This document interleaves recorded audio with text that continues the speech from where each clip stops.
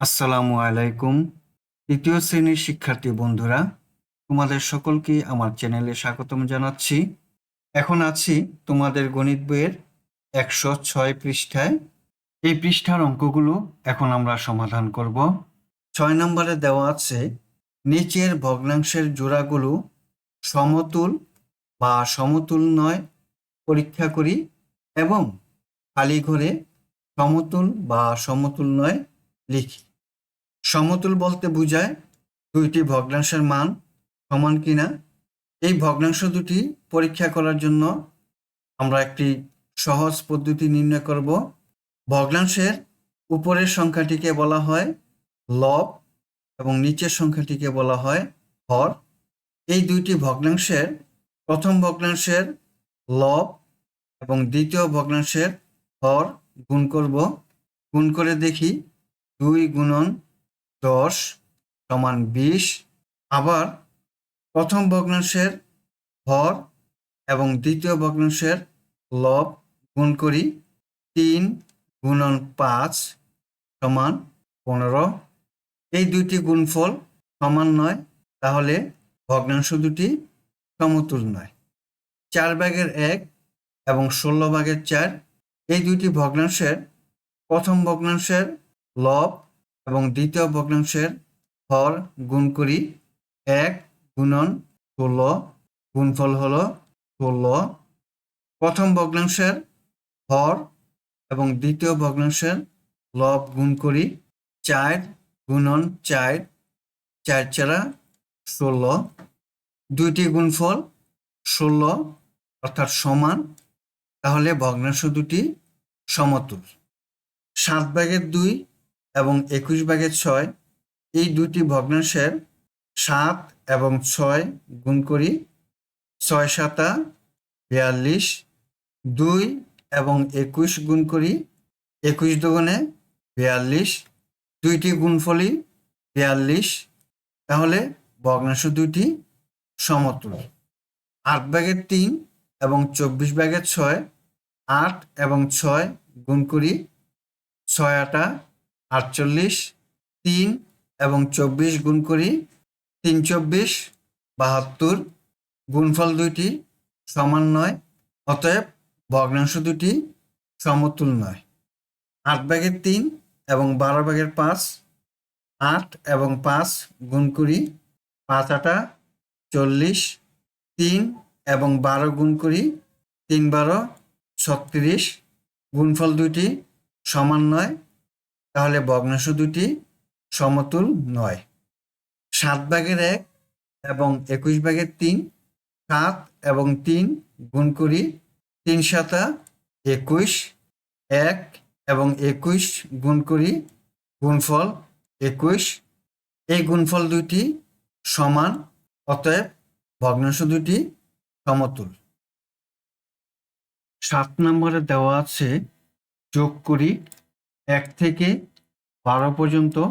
এই অঙ্কগুলো আমরা এখন যোগ করব। চলো অঙ্কগুলো যোগ করি। 1 নম্বরে দেওয়া আছে 3/1 যোগ 3/2।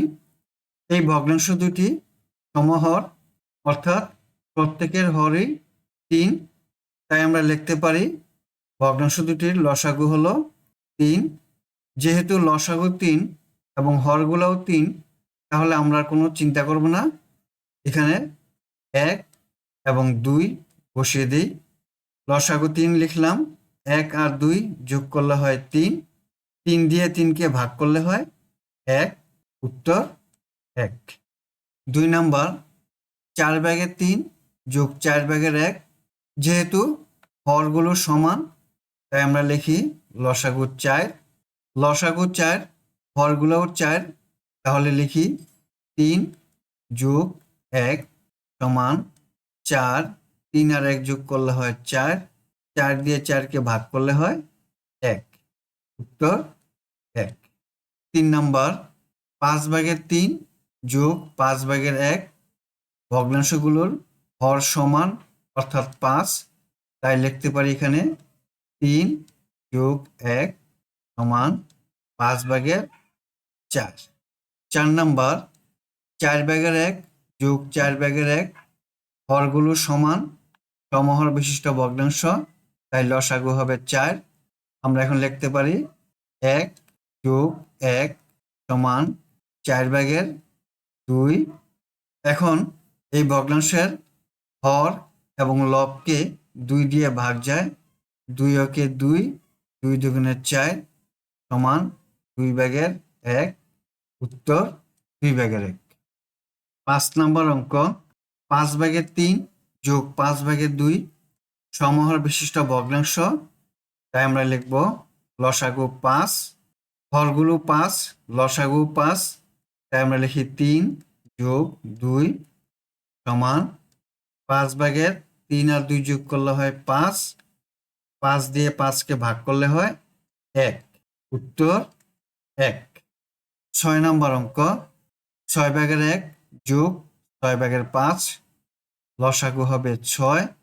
এখন লিখতে পারি 1 যোগ 5 সমান 6/6। 6 দিয়ে 6কে ভাগ করলে হয় 1। উত্তর 1। 7 নম্বর অঙ্ক, 7/5 যোগ 7/1 লসাগু 7। এখানে লিখি 5 যোগ 1 সমান 7/6। উত্তর 7/6। 8 নম্বর অঙ্ক, 8/2 যোগ 8/5 লসাগু হবে 8। আমরা লিখি 2 যোগ 5 সমান 8/7। উত্তর 8/7।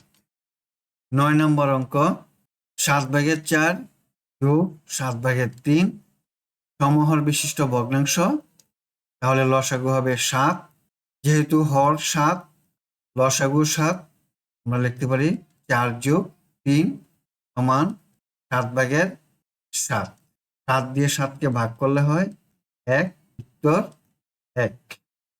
10 নম্বর অঙ্ক, 9/1 যোগ 9/5 সমহর বিশিষ্ট ভগ্নাংশ, লসাগু হবে 9। 1 যোগ 5 সমান 9/6। 6 এবং 9কে 3 দিয়ে ভাগ যায়। 3 দুগুণে 6, 3 তিরিকা 9। ভগ্নাংশটি হবে 3/2। উত্তর 3/2। 11 নম্বর অঙ্ক, 8/5 যোগ 8/3 লসাগু হবে 8। 5 যোগ 3 সমান 8/8। 8 দিয়ে 8কে ভাগ করলে হয় 1। উত্তর 1। 12 নম্বর অঙ্ক, 9/7 যোগ 9/1 সমহর বিশিষ্ট ভগ্নাংশ, তাই লসাগু হবে 9। যেহেতু হরগুলো 9, লসাগুও 9, তাহলে হবে 7 যোগ 1 সমান 9/8। উত্তর 9/8। শিক্ষার্থী বন্ধুরা, এতক্ষণ 106 নম্বর পৃষ্ঠা 6 ও 7 নম্বর অঙ্কগুলো সমাধান করলাম। আগামী ক্লাসে 8 নম্বর থেকে বাকি অঙ্কগুলো সমাধান করব। আজ বিদায় নিচ্ছি। আল্লাহ হাফেজ। আসসালামু আলাইকুম ওয়া রাহমাতুল্লাহ।